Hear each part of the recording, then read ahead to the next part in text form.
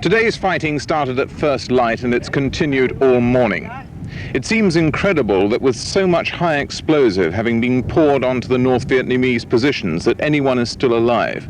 But alive they very much are. Every time we poked our heads up this morning, somebody started shooting at us.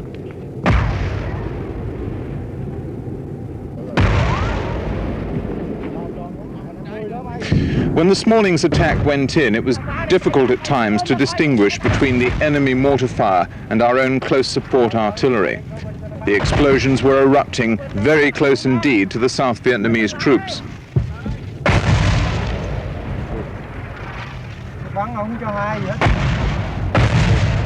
Many of the soldiers were obviously frightened, and I don't blame them.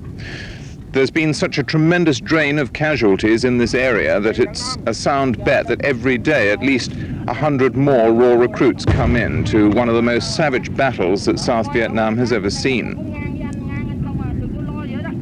When the fighting died down at about 10 o'clock, the South Vietnamese army had advanced, I suppose, about half a kilometre and were trying to dig in. They were being supported by South Vietnamese Air Force planes dropping napalm and high explosives on the enemy bunkers in front of them. There are times when you despair of ever going any further than this point along Highway 13. Even the American advisors are beginning to sound a little dispirited.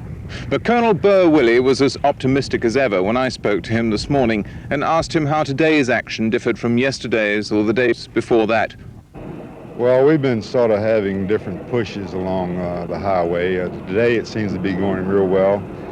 We had 2 slow days yesterday and the day before. My regiment, the 32nd, didn't move too much, but they weren't quite sure what was up in front of them. And now last night they started moving. They moved a little bit after dark, and they moved a little bit this morning, and they've run into, again, a few VC up in front of them. We're not real sure just how many it is right now. It could be anywhere from just a few to a battalion.